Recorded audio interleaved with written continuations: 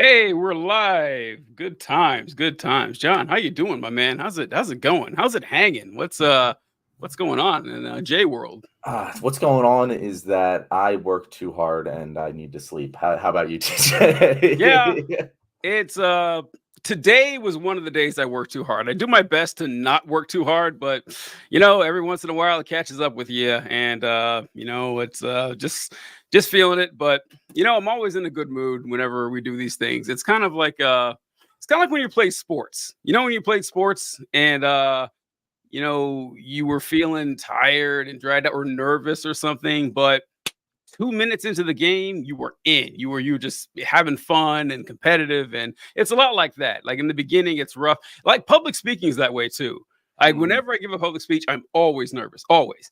And 30 seconds in, it's like second nature. So it's just like riding a bike. But no, it is funny how it's just like every single time there's a little, no matter how many times we do this, there's a little bit of nerves. Actually, this one I feel less so because I'm just like chatting with you. But like with the when we have the guest on and we're yeah, trying to like just make it all good.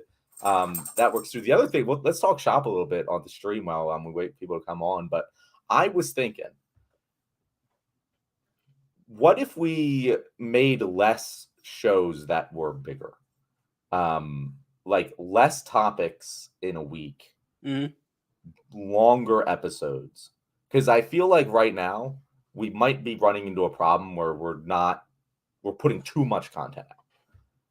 And I've been really, reading how it might be more effective to shorten the total amount of videos. Because essentially we're definitely seeing it in the numbers where people aren't watching every single episode. The base that's watching every single episode is pretty low, which means on a topic by topic basis. But I know, like for myself personally, like if a YouTuber's putting out a bunch of content every single week, I'm not necessarily watching it all. But the YouTubers that I do once a month content or like every other week content, I usually watch every single video because I know it's going to be mm, good and I have the time for it. So I'm not saying like change the total amount of like what we're doing, but it might be better for our viewers. Definitely, if you guys have a feeling about this, people watching right now, drop a comment, let us know because we're just guessing. yeah. That's the thing. That's the thing I feel like people don't understand about this job is a very, very uh, uh, lie. But this thing that we do is that we're just guessing what you guys want all the time. Yeah. We have no clue. It's all just throwing darts. So the YouTubers that I watch that put out like once a month content or once Mhm. every couple months content, that's usually some pretty high level content. Once every couple months content. We're not making that kind of Okay, content. all I'm right. saying that Yeah. instead of 4 to 5 episodes a week, 2 to 3 episodes a week. So, something like that where it's a little more condensed, a little less like every single day there's something new. I don't know, just maybe All right, trying yeah. it out because I've noticed I didn't even look at last because I left last week's live up and that ended up getting uh it wasn't last week's, it was the week before. That ended up getting like 58 views, which is like we're getting good views on our live episodes, which are longer. Mhm. So I'm wondering if maybe let's Yeah. try it out Yeah. and see what happens. Obviously, I don't think we should change up this week, but maybe or maybe we can. I don't know. What are we talking about this week, TJ? Let's start with that because I know we definitely are going to chat a little bit about the Texas ruling today, but there's Well, probably going to be more information tomorrow, and we'll do a full episode about it. But so yeah, the Texas ruling. I titled this live. What did I titled it? Supreme Court rules that every C student cop in Texas is an immigration expert. That's kind of what we're going with here, which is now when you sent the message to me that we're talking about this, I actually wasn't familiar with it. I don't think I had heard of it yet. And I liked it. I was like, oh yeah, sure. Then I went and looked up what you're talking about. I was like, oh yeah, God, I'm all over it. Yeah. So yeah, well, what are your thoughts on this? This is pretty interesting to me. well, so there's two interesting parts to this story. There's the pure like what you mentioned, like the obvious catastrophic effects of allowing every C grade student cop in Texas to just randomly detain people who look like they might be illegal immigrants. Like that's so obviously bad. But there's also the federal versus state Yeah. power, like legal argument going on here, which is quite interesting if you're interested in like constitutional law. But And who Texas, isn't, right? Who yeah, is? who isn't? I'm probably weird. I find that shit interesting, but I'm not a lawyer. I don't care about like dense legal arguments, but I do find the how the sides are arguing about it to be quite interesting. Yeah. So I was confused when I read about it this afternoon, because I read that the Supreme Court allowed for Texas to grant their, police officers the ability to, detain and arrest people who they suspect of being illegal immigrants in the court and everything. And then I saw another article saying that like the Fifth Circuit Court of Appeals put a block on that. And I was like, wait a minute, that's not how this works. If the Supreme Court says something goes, it goes. But then I read more into it, and apparently Texas tried to implement this law that cops could act as border patrol agents. And then the court struck it down, and they kicked it all the way up to the Supreme Court.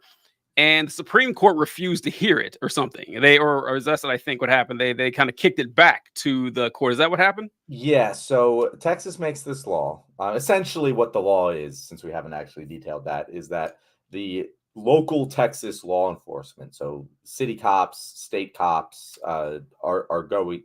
They would allow them, empower them to enforce immigration law, which currently they can't. It's not in their jurisdiction. It's like asking a local cop to take down a terror cell. Like that's just not what local cops do, guys.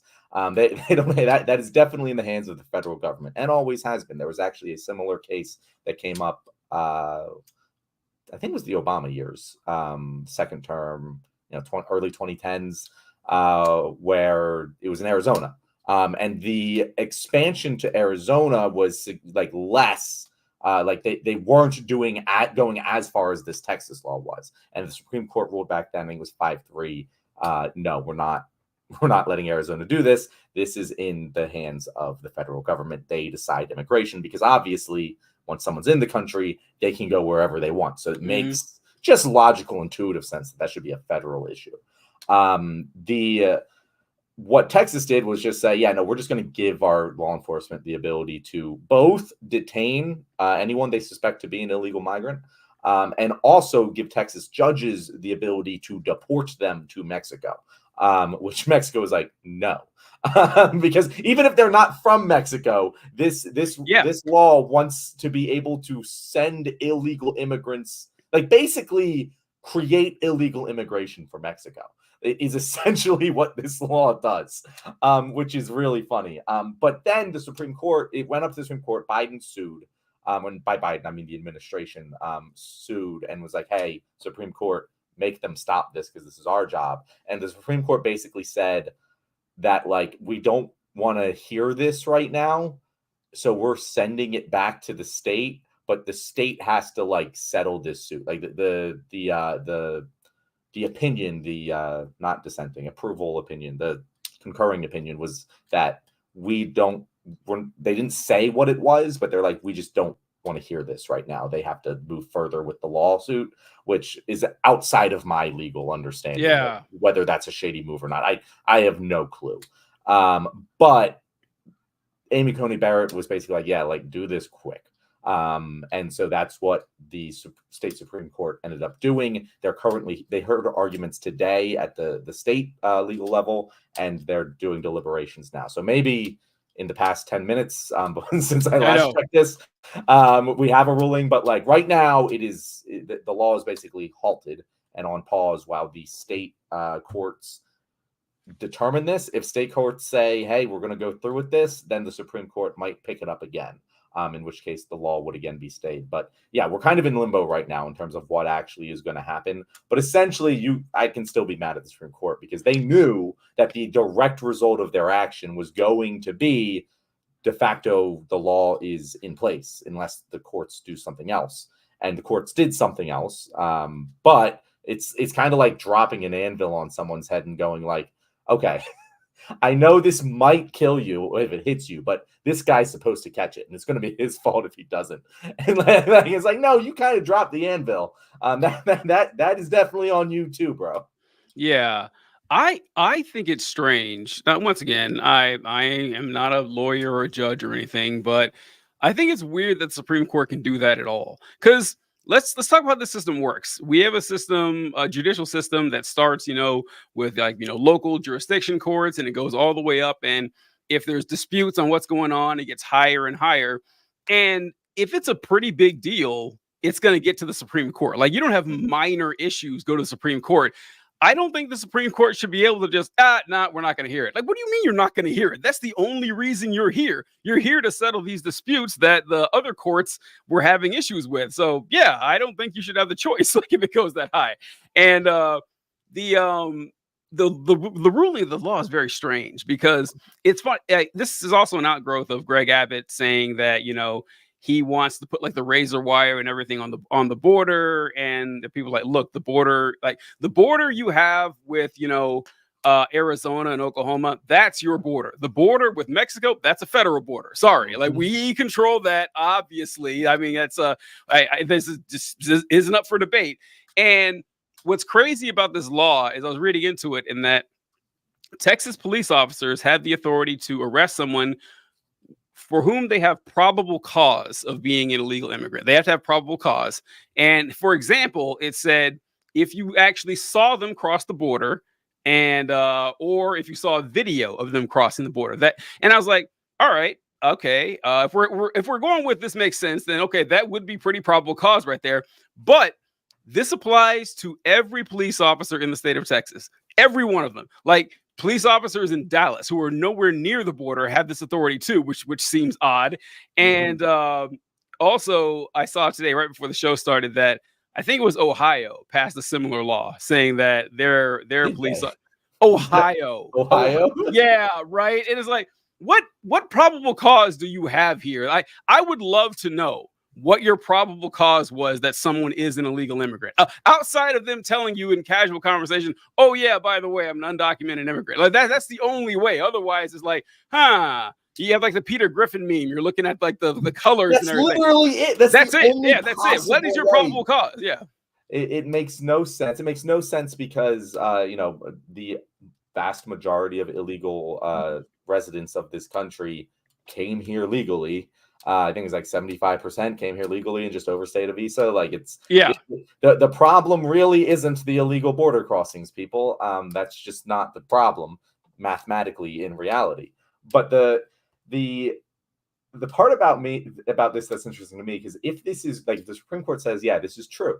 A state can decide, can enforce immigration laws. Like, can it work in the opposite direction then? Can California just say, yo, everyone come in? You're in America now. Like we're enforcing this. Yeah, it's like how? there's a reason that law exists. You can't have 15 different policies for how international crossing works, across the borders. That doesn't make any sense. There needs to be one solid one. So yeah, it is very weird, but it's just the Republicans are leaning really hard into the immigration thing, and I guess it's because it's the only thing that's really ever worked for them in recent history, outside of the war on terror stuff from 20 years ago. Because they tried real hard with the trans stuff, these last couple of years, and that bombed. That didn't take them anywhere. And they're kind of running out of issues. They tried out critical race theory and DEI, and nothing's really seemed to help them win at the box office. And the last thing that helped them win was immigration with Trump. And Trump, being bombastic as he was and everything about that. So I think that's why they're doing this. Like, I don't know if Greg Abbott even cares if this passes or fails or not, but it's, it's signaling to the base who are terrified of migrants. And I don't know if it'll work or not, but he is helped out with the fact that the Democrats don't really offer much at all when it comes to immigration, because at least the Republicans have like a goal that they're shooting for. You asked me what the Democrats' policy is to solve immigration. I have no idea. None whatsoever. That's exactly where I was going to go with this, TJ, is that really the only reason that this is still effective for them, because I think I said this on an episode of the show, is that they kind of have gone through a bunch of swings and misses, and now that the economy, it's almost guaranteed that we're in a pretty strong economy now. I remember I was saying this back in September. I was like, well, if we keep going on the current trend, we're going to have high consumer confidence come November 2024. And that's, unless there is some catastrophe, that's what's going to happen. Even if there was like some sharp increase in inflation, we probably wouldn't even feel it by then, you know? So like, we're going to be having a good, solid economy, a good, solid job market. That's not going to be an issue that can really hammer Biden on. And so what do they got? Immigration is the only thing. And it's not even, that's the problem with the Democrats. Is they're like, oh, we need to move towards the Republicans on this issue. And it's like, no, that's not the problem. The facts are on our side. We don't have to just accept that Americans don't like immigrants and just move toward the Republicans on this issue. We have the facts. We have the evidence. We have the correct argument. Move away from the fascists on the immigration issue. Try that.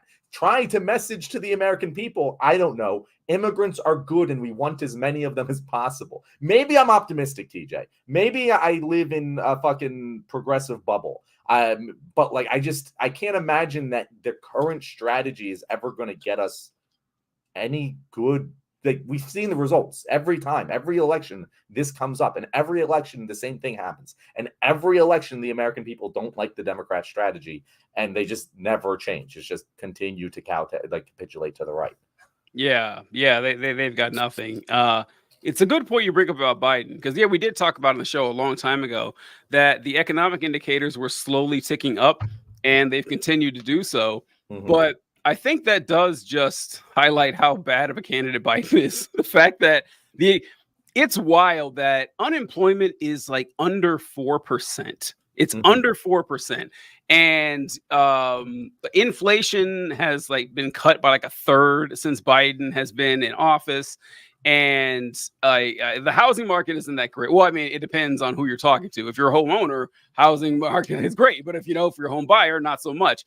But most of the, like you said, the general economic, the stock market economic indicators that people always use to decide if a president is doing a good job with the economy are doing pretty well. And it's Republicans have to be so pissed because they spent 2 years hammering the gas prices thing, and now gas prices are normal. And now they're resorting to, well, under Trump, gas was $2.12 during COVID for like 3 months when gas was actually, it cost more money to store the oil than it did to actually sell it. Yeah. The gas is going to be pretty cheap at that point. That had nothing to do with Trump. He didn't, unless he created COVID. You got to take credit for that then.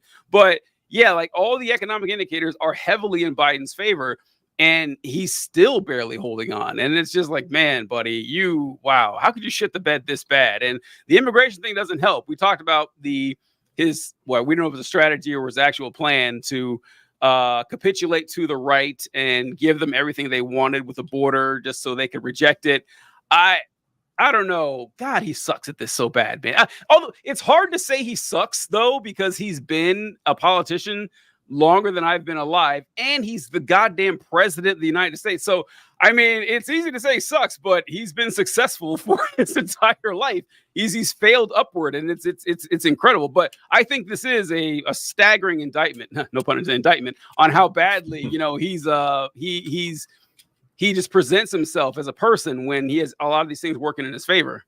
Yeah, I mean, honestly, I think that the 1980s Joe Biden would be dog walking fucking Donald Trump right now. Yeah, his age does help a lot. Yeah, that is always going to hurt him. It is an unchangeable characteristic that is an actual. It's not like race that's an unchangeable characteristic. 2012 Biden would be dog walking. It's like, and it's like, that is part of the thing. Like, you can say, oh, it's not going to change. Like, I know it's not going to change, but like we knew this. Like, this was the anticipated calculus. Like, this doesn't come as a surprise that Biden was old, And so, like, what's the other thing?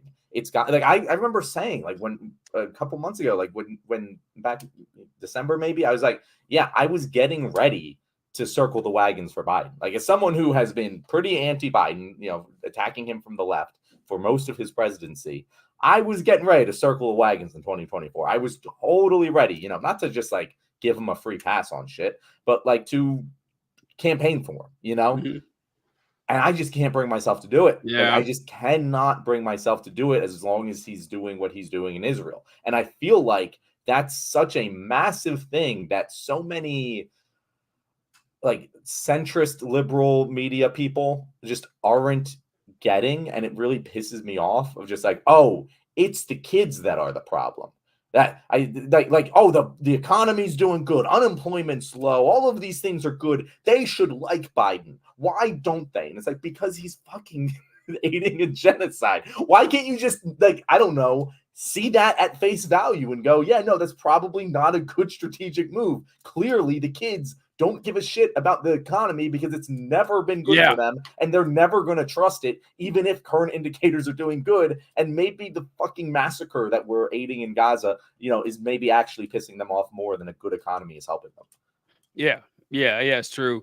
And I mean, we've said this 1,000 times, but Biden's only saving grace is that he is running against Trump, because holy shit, man. Holy shit. It's such an indictment. It is such an indictment that with the economic factors, the incumbency bonus, and running against someone that has 90 fucking indictments on them, like, I cannot believe anyone's looking at this and going, oh yeah, Biden was the right fucking choice. I know. And it's like the Democrats, they have no one but themselves to blame, because back in 2020, they all decided, well, listen, the person who has the best chance to beat Trump is Joe Biden.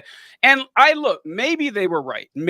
I don't know. I didn't buy it at the time, but he did do it, so I can't complain too much. But the plan, it wasn't a good, and Biden saying, oh, I'm going to be a one-term president. No one bought that. No one bought that. No one signs up to do this one time. And like just you like said, Trump was going to be a dictator for a day. Yeah, it's like, yeah, exactly. Yeah. It's like the fact that Biden is ancient isn't news to anyone. Like, you guys knew this was coming and you didn't have a plan ready for it. And we're lucky. We're lucky that Donald Trump is running, because if it was Nikki Haley or something, game over. And people, and I hate that this is true, but people, most people, I think, don't vote on policy at all. Really, they don't. They just vote on how they feel about the person, or how personable you are, and or how you present yourself, which is how real life works a lot of times. Like, in real life, you don't need to be necessarily competent. It's great to be competent, but if you're likable, it's helpful. It's helpful. But if you're just being competent and dull, boring, and unlikable, you won't do as well as someone who's like moderately competent and extremely charismatic, and that people love being around. Like, they just have a magnetic personality. And that's what we see. We're running against it. We're having two people that are that display those two traits.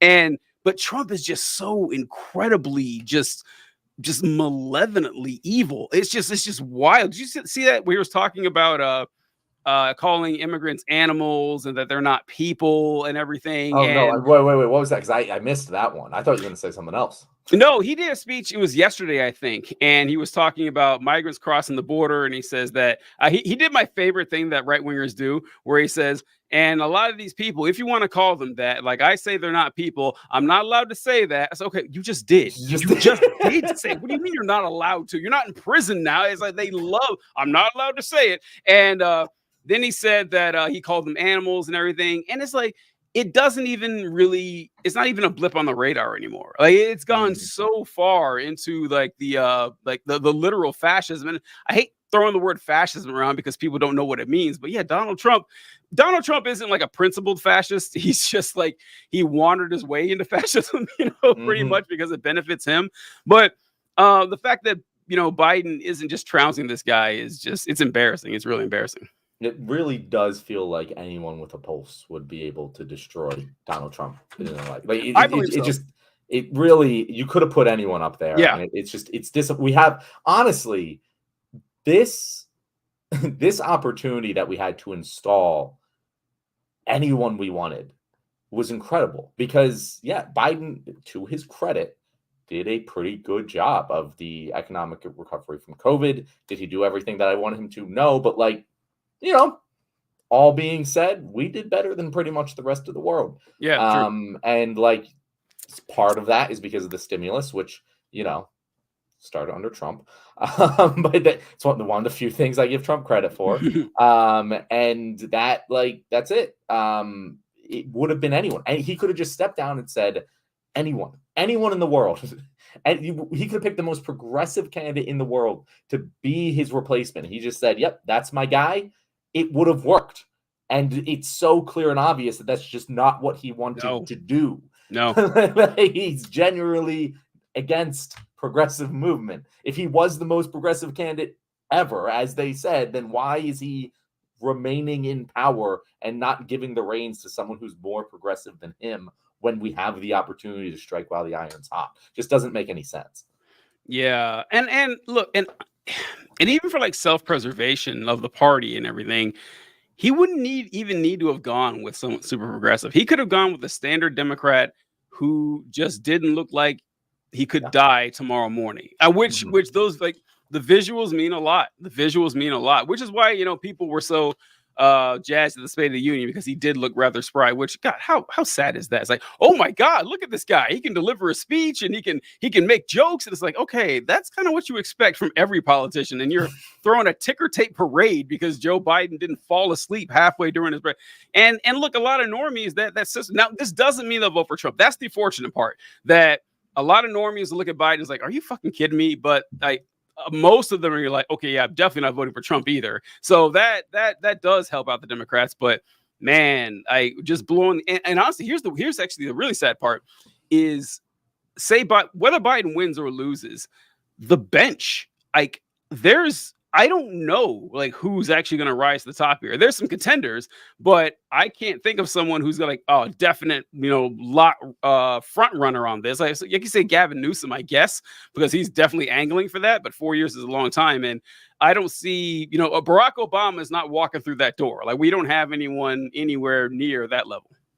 I'm going to put a pin in that because I want to address something else. I'm going to circle back to, like, the bench. But fuck, never mind. I had a thing. I was talking about nominating. I don't know. Yeah, whatever. Let's just talk about the bench. So that is a good question. So this is something that happens every single election cycle, and I often get a little annoyed by the conversation because it's like, okay, we just cleared out all of the shit in the primaries. Your candidate either won or lost, whatever it was. And it's like, oh, well, who's left? And there's always a new crop of candidates. There's always a new change. You always find it, and you can't know what it is right now. But gosh darn it, there's going to be a new Michael Jordan, guys. Like, eventually one will come. But, like, with what we currently have, I would say Newsom would be a front runner for like the direct Biden replacement. Like, if you're looking at it that way, like, he's the closest to it. If you just had a young Biden, it would be pretty much Gavin Newsom. But you do have a lot of people who throw their hat in the ring. You have AOC. When can she run?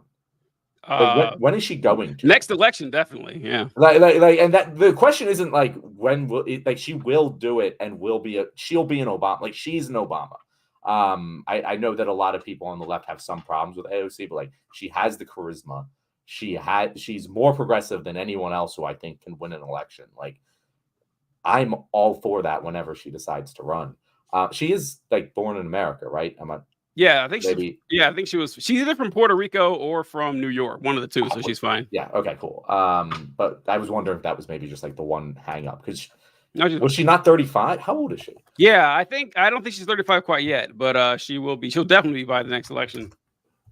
She's 34, so that's why she wasn't even, because I was like, if I was AOC, I wouldn't have primary. 35 is really young though. Like, they're like Pete Buttigieg.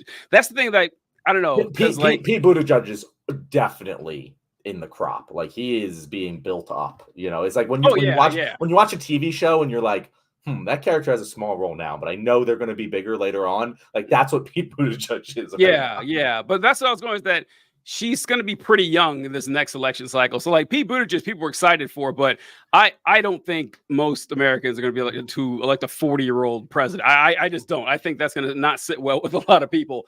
In 2028, they might. Maybe. Like we go from 2 years of Biden versus Trump. A 4-year-old is going to look pretty darn good. Good point. Like, you might be saying that now, but I can see anyone winning. There could be a large swing in 2028. Yeah, if we can go after 2 80-year-olds, why not give a 40-year-old a shot? Like, why not? Because we'll be coming off an 80-plus-year-old president, like, and it's probably gonna not end well either way. Weird, right? One Like way that, will end better than the other, but I don't it's think Biden makes it to 2028. it's so wild to think about that. No matter who wins, like there's decent betting odds that they don't finish the term, or that they Or die in they office. don't finish the term because they died, or because Trump just didn't finish the term and he just kept going. Yeah, like that's so weird to think about. And that's actually one of the Republican selling points that they use. Like if you see this, I was like, Nikki Haley would say this all the time, that if you elect President Biden, you're electing President Harris. They're scaring people into thinking that Kamala Harris will be president. So he said, but it's not. Like, it's understandable why people say that, because Biden doesn't look like he's even Trump. I saw Trump give a speech today. You ever hear him read his poem about the snake? You ever hear him read that? No. So he reads this poem about this woman who picks up a snake. Actually, no, hold on. Let me find it. I can't believe there's a poem that Trump often recites that I haven't even heard of. Well, while you look this up, I just want to say the thing that popped back into my head that I wanted to say is that we're talking about the State of the Union and how people were jazzed that he showed up and was energetic. And it reminded me of back in 2012. If you remember, there was Obama was on a landslide victory tour, and then the second debate happened and he shat the bed. Nobody knows really what happened, but he was lethargic. He wasn't coming up with the answers, and it was terrible. And it made it a race again. And it was, I think about that, and I'm like, if that happens to Obama, imagine if Biden has a bad day during one of the debates, and looks really fucking old and out of it because he had a senior moment on that. It's over. We have Trump presidency. It's. And Trump can do that because he always sounds like a raving lunatic. Right. But Biden can't. Yeah. It's his default mode. If that happens, we're just done. It doesn't matter what happened. It's just over. That's the end of the election. It would depend when it happened and how bad it was. Because if it happened today, I think that people. No, I'm saying during the debates, during one of the debates. Okay. If he has a debate performance like that, which is clearly possible if Obama could, one of the best orators of our time. Oh yeah. It's scary. So do you think Biden will debate Trump? Because here's the thing. I don't know if he actually will. I don't think he's actually afraid of debating Trump. I don't. Based on his performances in the past, he's going to be fine. But so it's kind of like how Trump with Republican nominees, I'm ahead right now. I don't see any need to debate because it can only hurt me. And Biden, he's ahead in some polls, he's behind in some polls, but him crushing it in the debate, I don't think will do a whole lot for Biden. But, falling flat on his face would really devastate him. If I were Biden, I would consider not debating. Honestly, I would. I wouldn't be surprised if he decided not to do it. I'm thinking about this. Yeah, I mean, it's that. Okay. So should he has to be way farther up in the polls to do that. If the polls are what they are right now, I don't think he can do that. But I think he can because of the risk versus reward. Because let's say he's dead even, what does he gain by crushing Trump in a debate? Nothing. I don't think he gains anything at all. I don't think he's oh my God, all these people my opinions, this guy for the last 4 years has been all wrong. I don't think that's going to happen. But if he really fucks it up, he could lose a lot. And so that's why I would be thinking about this on what can I gain from this and what can I, lose from this. And you have a lot more to lose than the gain. That's why Trump is always talking about debating Biden. He always wants to do it because he knows it could benefit him. But I don't think the opposite is true. And you don't see this much with presidential politicians, but other politicians like senators and congressmen, they do the shit all the time. It's no, I'm not going to debate you. Not going to happen. And that's what I would do. So I actually think I disagree with you on this. Because the only reason I think it would be smart to not do the debate is if Biden is up big and he goes, Trump shouldn't even be a legitimate president. He's been convicted of these crimes at this point. I'm not going to debase the presidency by debating this man on stage. That could play, and he has to be up when he does it. That's the only way I could see that playing. But if he doesn't, because if he declines the debate, then it's just you're running, you're worried that you're too old, and you're that's the narrative that spins right out of that is Biden is running from Trump. He's so old, he can't even get on the debate stage. And that is what the narrative is going to be. And if that's it, that is damaging in and of itself. And it really only makes sense to do that if you're actually running. Because like if you get up on stage and kill it, I also disagree. I think that the biggest problem for a lot of centrists, a lot of undecideds, I should say, is probably the age thing. And if he just gets up and looks spry and chipper and more coherent than Donald Trump, then it's like, oh, well, I'm less worried about this big concern I had with Biden now. Now, obviously, he could shit the bed, and that's scary, but it's going to look like he shit the bed even if he doesn't get on the stage. Like, people are just going to assume he did it because he's worried he's going to shit the bed. Yeah, maybe so. And he doesn't, because like at every time Trump debated Biden, Biden did well. I mean, he did not have one bad debate against him. So I don't think he's worried about it, but I don't know, it'd be in the back of my mind. But this is the poem. So Trump has been saying this poem for 6 years now. 8 years now. How have I not heard this poem? Yeah, so what it is, it's kind of like, you ever hear the example of immigrants or like jelly beans, and you have this jar full of jelly beans, and one of them is poisonous. Would you eat one of those jelly beans? The answer is no. Like, oh, well, look, you can't let these immigrants in. One might be bad. This is a version of that. It's also a version of the frog and the scorpion parable. But here's how it goes. Trump reads this at his rallies all the time. You can look it up. It says, on our way to work one morning, down the path along the lake, a tender-hearted woman saw a poor half-frozen snake. His pretty colored skin had been all frosted with the dew. Oh, well, she cried, I'll take you in, and I'll take care of you. Take me in, O tender woman.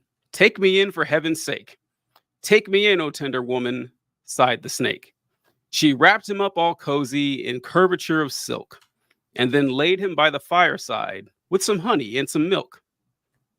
Now she hurried home from work that night. As soon as she arrived, she found that pretty snake she'd taken in and found the pretty snake she'd taken in and had been revived.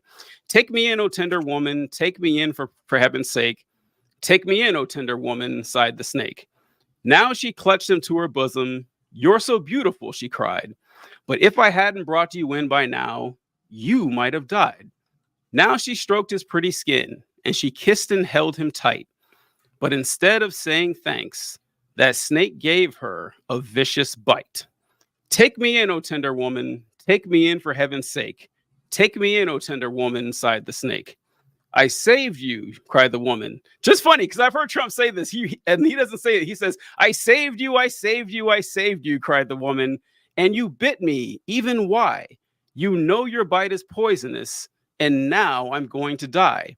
Oh, shut up, silly woman, sighed the reptile with a grin. You knew damn well I was a snake before you took me in.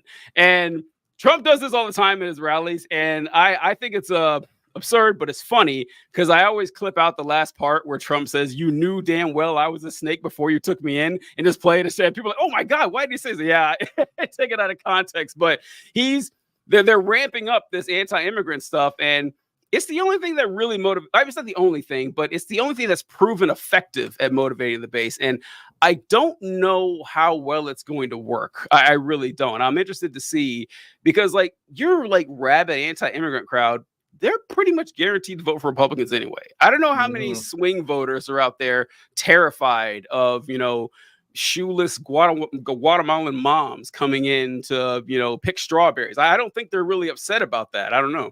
Well, this is why I get so upset at Democrats, because the problem is like they're not afraid of the shoeless Guatemalan mom, but they are afraid of the picture of the immigrants that is in their brain, and the invasion, right? And Democrats don't refute that argument. They go, oh yeah, bro, you're right. We got to fix this crisis.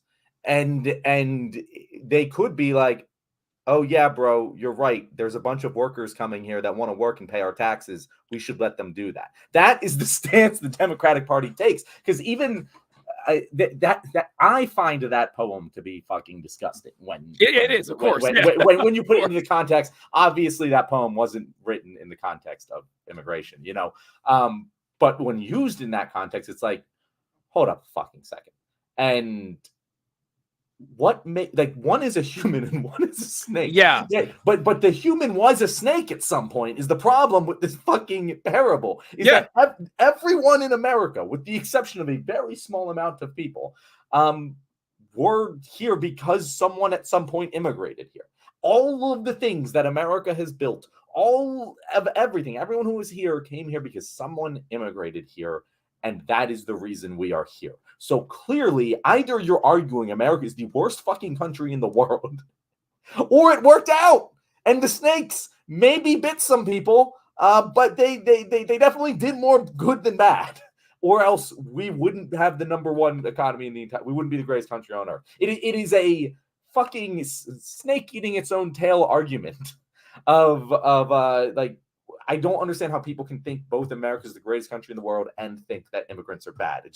It doesn't make sense considering that everyone in America is here because of immigration.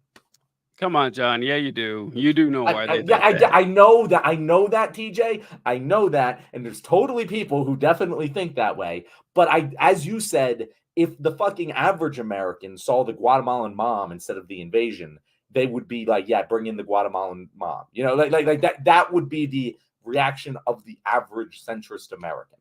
Definitely. If Democrats fought that battle, but they don't. They just punt the ball and go, yep, no, this is the problem. We got to solve it by fucking kicking brown people out of the country.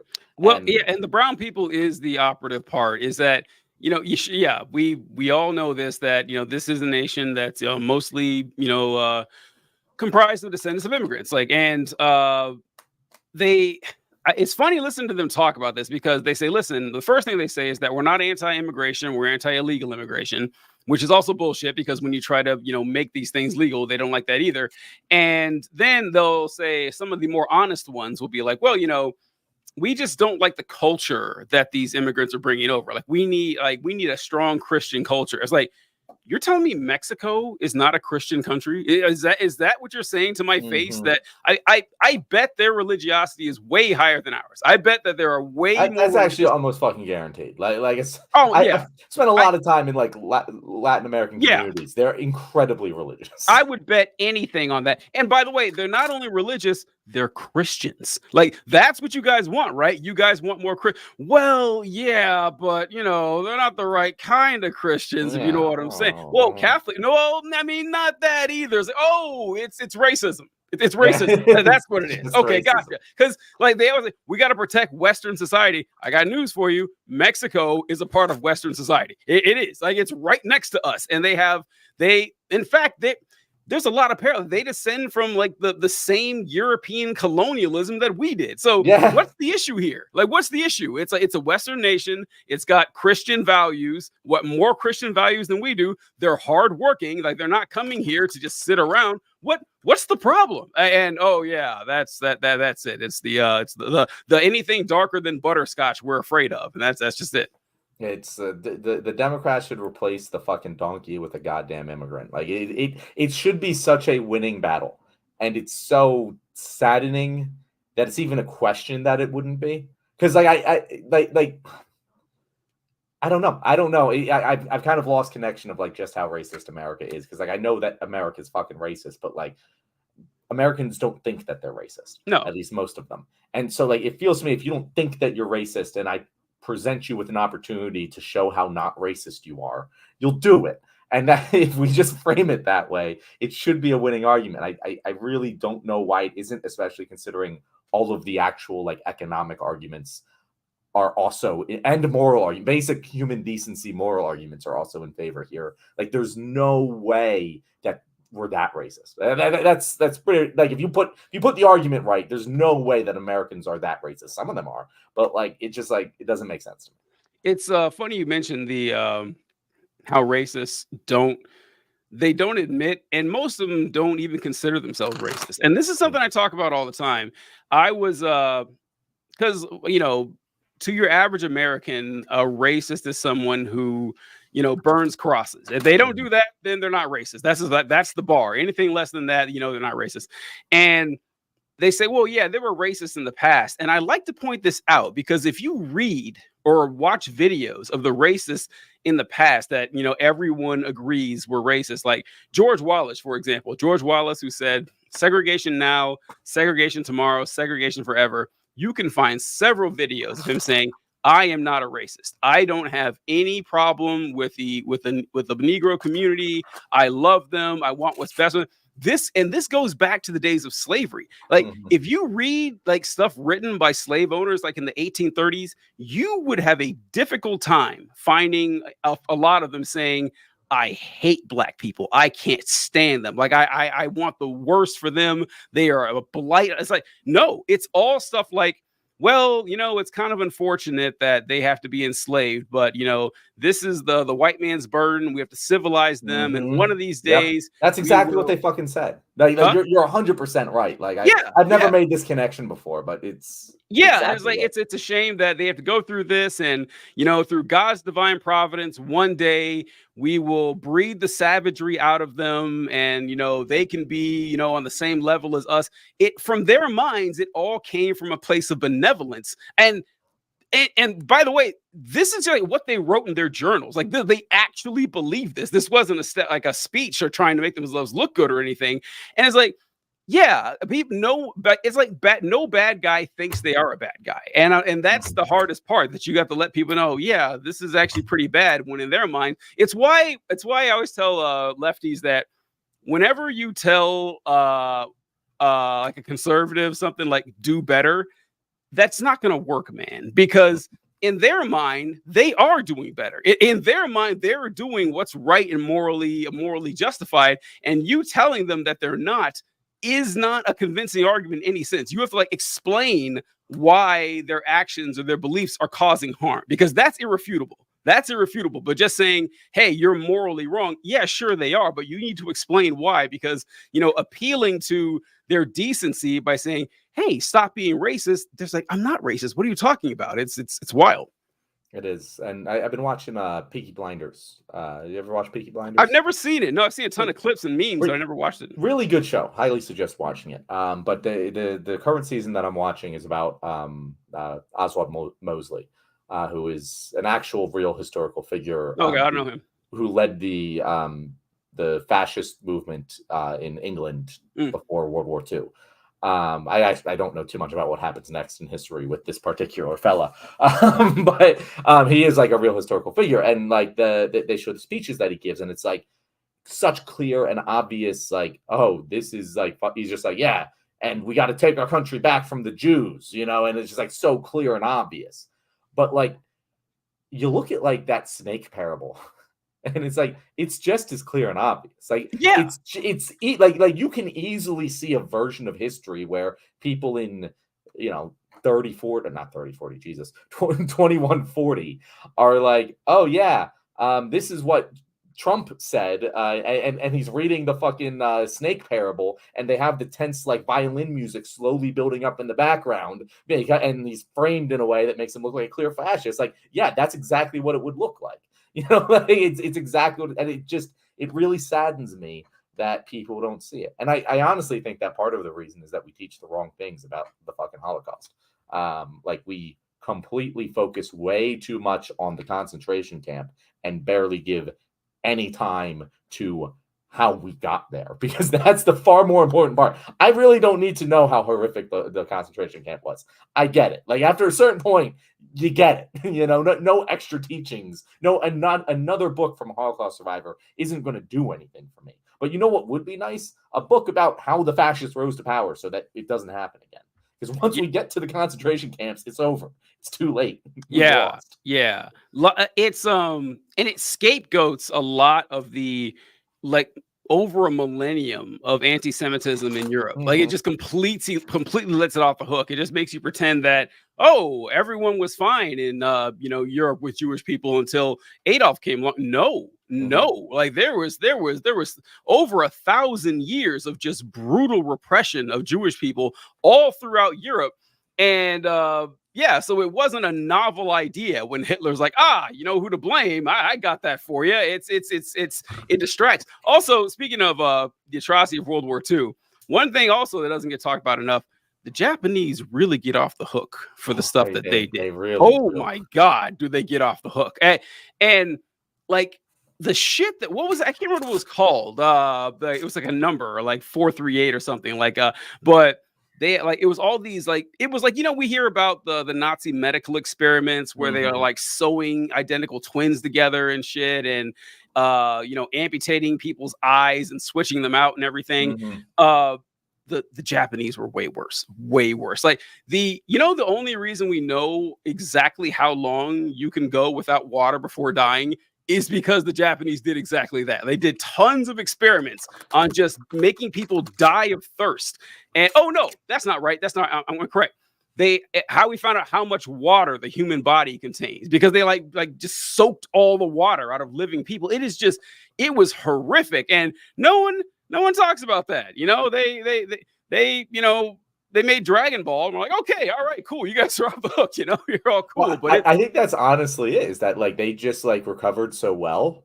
Like, they just But so did Germany, though. Like, I mean, it's honestly surprising. Like, it's very surprising that how bitter rivals the United States was with Japan and Germany just 80 years ago, and we've been like rock solid allies for most of those 80 years. That's actually kind of stunning. I mean, the Marshall Plan, and we helped to build them up and everything, and so I don't think like Germany has been any more sketchy than Japan. They've all been, pretty cool since then, but it's odd. I actually I just realized why it is. You know what?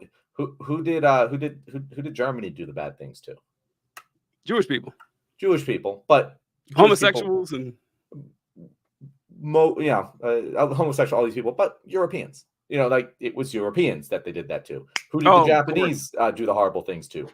yeah, Other Chinese and Koreans, yeah, other people who have most America would assume are either Japanese or Chinese. yeah. Like that. That's who they did it to, and so we just don't give a shit. That's true. Like, That's true. It's kind of like King Leopold and his excursions into Belgium, where Mhm. he killed like 10 million people just so he could, farm rubber trees, like a Holocaust of unimaginable proportion. No one talks about it. No one ever talks about this, but you're right, and it's a.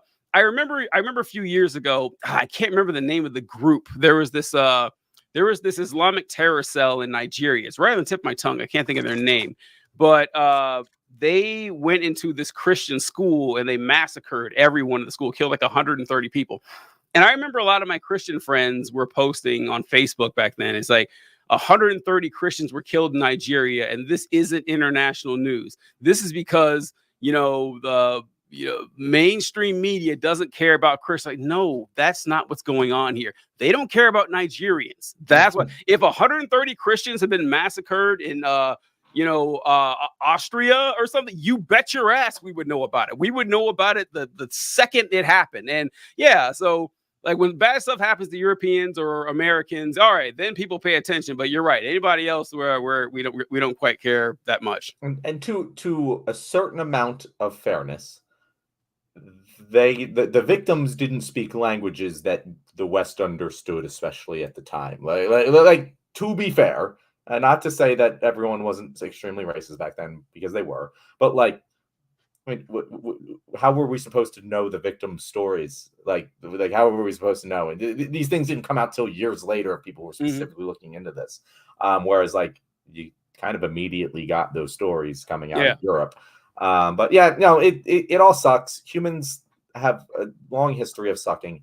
And it's crazy. The person that I always think that like gets off the best, but Japan probably wins. Like as a country, they just get off clean. Like they don't even have like not like we make jokes about like Nazi Germany, but like no one like makes jokes about nobody. Like yeah, why is like the classic joke is okay. We all know who the real leader in Civ should be for Germany. That they're never willing to put in the most. Civilization, the game series.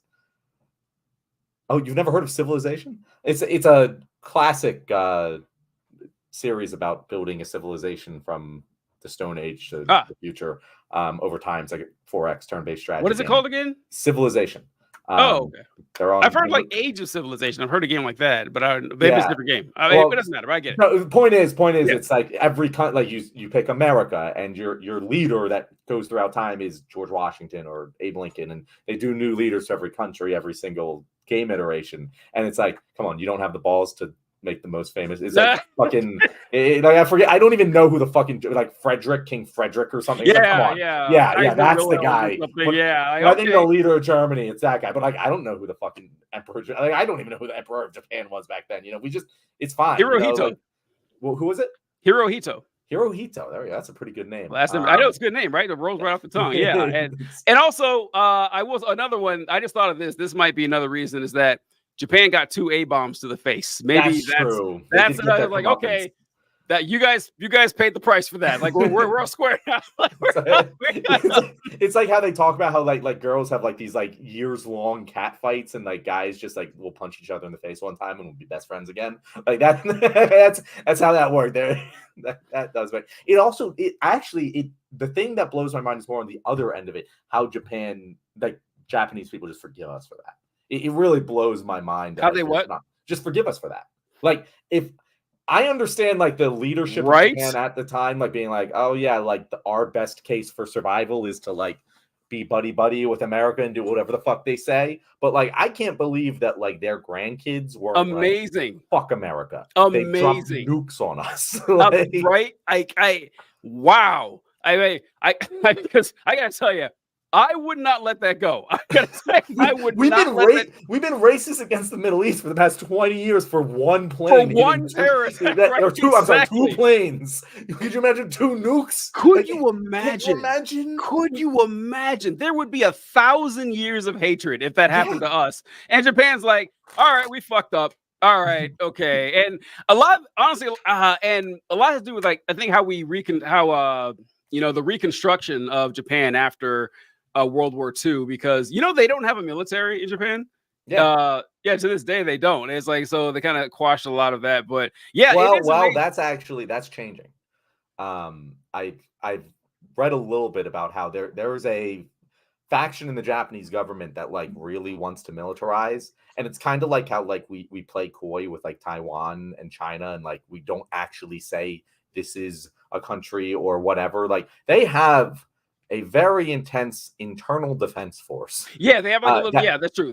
That is starting to just be a military. Yeah. No, it's not a military, but like, come on, bro. It is getting built back up. We know what which honestly is fine with me at this point. Like, like they can have their military. I don't really care anymore. Unless they've been playing a century-long game here, and they're like, we're gonna get in their good graces. We're gonna create, Nintendo. We're gonna really get them all cool with the Hello Kitty and shit. And they've just been building Mecha Godzilla for the past. Oh my god, yeah. Like a modern Japanese military would be incredible. Yeah, we'd have Voltron out there and everything. That would be so goddamn cool. It is weird that Japan kind of let that slide, because we definitely wouldn't. And they are getting kind of sick of it. I knew a couple of guys who deployed to Japan. And there were a lot of protests outside of the military bases from Japanese people. Like, what are we doing here? Get the fuck out of here. We don't need you guys here anymore. So yeah. Well, John, it's 7 p.m. We need to figure out. Yeah, let's talk about what we're talking about tomorrow. So obviously, we said the Texas thing is going to be a story. Texas, and so I would like to talk about Elon Musk interview. Oh yeah, because we brought that up in the thing today with Don Lemon. Because I just love getting the chance to shit on Elon Musk. I love that shit. It's always wonderful. It's always fun. Like, and that particular interview it has so much. I haven't even like watched the whole thing yet, and it's just like it's so good. It's just gold. Every single line is just like Don Lemon's just like, I'm gonna treat you like a 5-year-old that you're acting like, and Elon's like stuttering to try and respond to basic questions. Why he keeps doing this to himself. I don't understand. Although he did get kind of bushwhacked by Don Lemon. And I have to admit it. I'll bring it up tomorrow, because Don Lemon got fired from CNN for saying some rather sexist remarks. Do you remember what he said about what did he say? I remember this story, but it's not coming to my mind. Yeah, exactly. He was talking, I think he was talking about Nikki Haley, and he mentioned that Nikki Haley is past her prime. And they're like, past her prime. She's like barely 50. That's definitely your prime in politics. And then he started going off into some weird shit. Well, women hit their reproductive prime a lot earlier than that, and that kind of coincides with your professional prime. Like, what the fuck?